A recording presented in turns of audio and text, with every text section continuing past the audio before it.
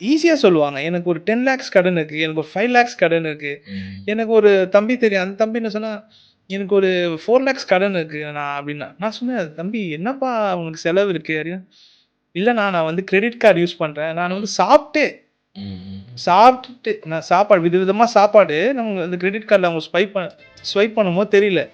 அப்போ ஒரு கடன் அடைக்க ஒரு கடன், ஒரு கடன் அடைக்க ஒரு கடன், குடும்ப தேவைக்கு போகி, இப்போ அது ஒரு லக்ஸரியா மாறி, அந்த கடன்லேருந்து வெளிய வர முடியாம சிக்கிட்டு இருக்காங்க.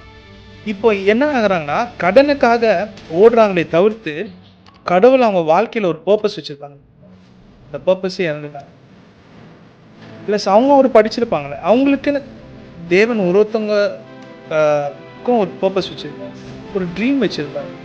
பிளஸ் அவங்களும் ஒரு ட்ரீம் வச்சிருப்பாங்க. இது 2மே அலைன் ஆகும்போது தான் காட்ஸ் ஃபுல்னஸ நம்ம பார்க்கணும். காட்ஸ் பிளான் இருக்கும். நம்மளோட பிளான் இருக்கும். 2மே அலைன் ஆகும்போது, அந்த பிளெஸ்ஸிங்க நம்ம வாழ்க்கையில உணர முடியும். ஆனா, இது வந்து ஒரு பிசாசோட இத தான் நான் பார்க்குறேன். அந்த கடன் வந்து அவங்கள அப்படியே ஒடுக்கிருது. அந்த கடன அடைக்கிறதுக்காக அவங்களுக்கு சம்மந்தமே இல்லாத வேலைக்கு கடவுள் அவங்க வாழ்க்கையில வச்சிருக்க திட்டத்திற்கு ஆப்போசிட் டைரக்ஷன்ல ஓடுவாங்க. ஸோ, அப்ப நீங்க அத எப்படி சொல்ல விரும்புறீங்க? அந்த கடன் வந்து அந்த எப்படி காட்ஸ் பிளான்லேருந்து மக்கள டிஸ்ட்ராக்ட் பண்ணுது? ஆக்சுவலி பார்த்தீங்கன்னா, அது ஒரு ரொம்ப பெரிய விஷயம். ஆ. நமக்கு எவ்வளோ தூரம் நமக்கு திராணி இருக்குன்னு நமக்கும் தெரியும். நம்மள விட ஆவியானவர். எங்க அம்மா இதில ஒரு என்ன மிஸ்டேக் பண்ணிட்டாங்கன்னா, எங்க அப்பா கிட்ட மறைக்கணும்னு சொல்லி நீங்க சொன்ன வார்த்தை. இத எப்படியாவது அடைக்கணும் இன்னொரு ஆள். இப்ப இன்னொரு ஆள்ட்ட எப்படியோ அடைக்கணும் இன்னொரு ஆள். இப்படி எத்தன பேர்ட்ட வாங்கணும்னு தெரியாத மாதிரி, இன்க்ளூட் எனக்கு சரவுண்டிங்ல இருக்கிறவங்களையும் நான் இன்னைக்கு நெனச்சு பார்க்குறேன். எவ்வளோ கடன் இருக்குன்னு அவங்களுக்கே தெரியும்.